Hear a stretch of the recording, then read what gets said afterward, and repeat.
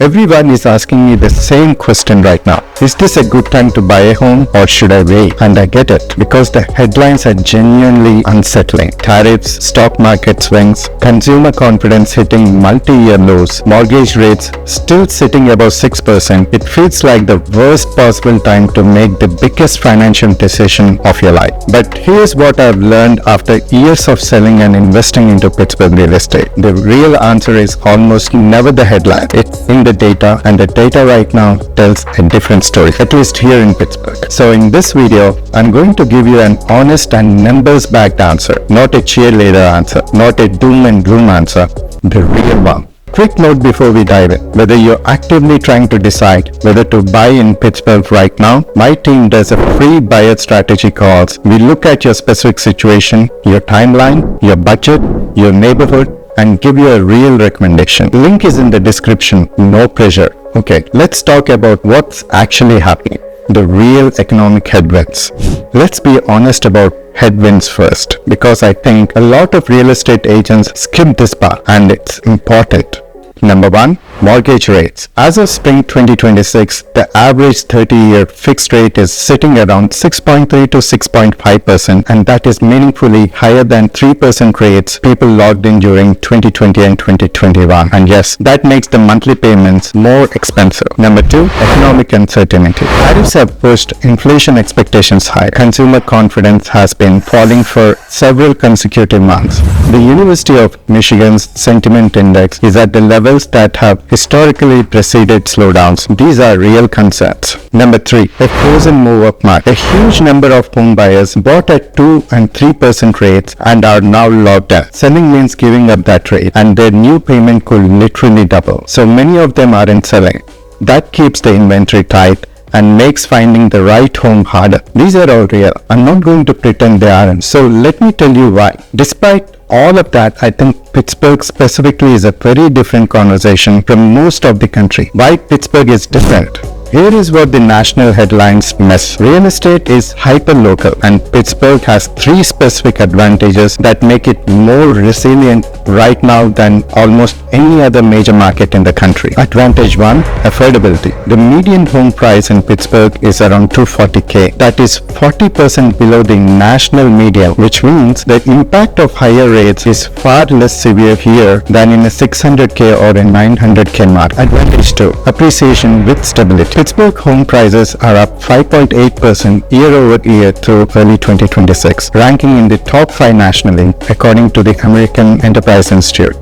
While 89 of 300 largest housing markets in the country posted year-over-year price declines in early 2026, Pittsburgh was appreciating. Advantage 3. We have the lowest rate lock penalty in the country. In San Jose, California, a homeowner faces 179% increase in their mortgage payment to move. In Pittsburgh, the penalty is only 32.5%, the smallest of any major market nationally. That means more Pittsburgh sellers can afford to list, which means more inventory for buyers. Add to that our economic anchor story. UPMC, Carnegie Mellon, Pitt, a growing tech sector. You have a market with real structural demand that doesn't go away when national headlines turn negative. The 3-question framework. Now let me give you something practical. Because Pittsburgh is a good market doesn't automatically mean it's right time for you. Here are 3 questions I ask every single buyer I work with before we even start looking at homes. Question 1. Are you planning to stay for at least 5 years? This is the most important question. Real estate is not a short game. If you buy in 2026 and need to sell in 18 months, you may not have enough appreciation to cover your transaction costs. But if you are planning routes, buying in a school district that you love, or settling near your employer, 5 years of Pittsburgh appreciation at even 3 to 4% per year turns your down payment into serious equity. Question 2. Can you comfortably afford the payment at today's rates without stretching? I emphasize comfortably because I see buyers get into trouble when they max out their budget based on where they hope rates will go. The right approach, buy what you can afford today. If rates drop to 5% in the next 2 years,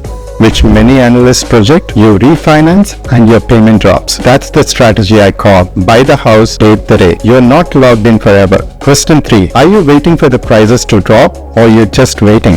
Because here is the honest truth. Pittsburgh prices have gone up 4 to 6% over the past 20 consecutive years. It didn't crash in 2008. We aren't crashing now. If you're waiting for the 20% price drop in Pittsburgh, the data doesn't support that outcome. Meanwhile, every year you wait, prices tick higher and you have made zero. If all three of your answers point toward buying, yes, you are staying, yes, you can afford it, and no, you're not waiting for the crash that isn't coming, then the economic uncertainty around you doesn't change your personal mark like in practice. So what does this actually look like in practice? What are the buyers you're working with right now doing differently from the ones sitting on the sidelines? First, they're getting pre-approved and ready to move quickly. In Pittsburgh market, best homes still go fast. In our desirable suburban corridors like Cranberry, Wexford, Upper St. Clair, Peters Township, Civically, Main Township, homes are still receiving multiple offers. Being pre-approved isn't just about financing, it's about credibility. Second, they're buying with a long-term mindset and not trying to time the market. Nobody rings a bell at the bottom. The buyers who win in real estate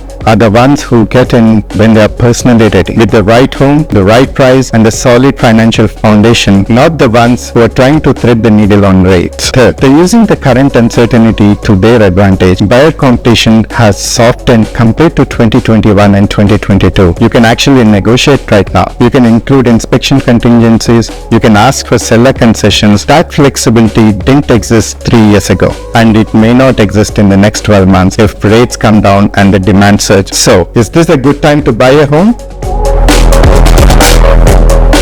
Nationally, it depends heavily on the market. Some cities are seeing price declines, affordability is genuinely scratched, but in Pittsburgh, the fundamentals are strong. Prices are growing. The lock-in effect is lower here than anywhere else in the country, and the economic anchors, healthcare, education, tech are not going anywhere. If you are personally ready, stable income, right timeline, right budget, then yes, 2026 in Pittsburgh is a legitimate opportunity. The uncertainty you're feeling is real, but it's also giving you a negotiating power that buyers haven't had in years. If you want to work through your specific situation, your budget, your timeline, the neighborhoods you're considering, my team offers a free buyer strategy calls. No obligation, just real, honest guidance. The link is in the description below. And if this video gave you a clarity, like the video, subscribe and drop a comment. Are you thinking about buying in 2026 or are you waiting? I read every single one. See you in the next video.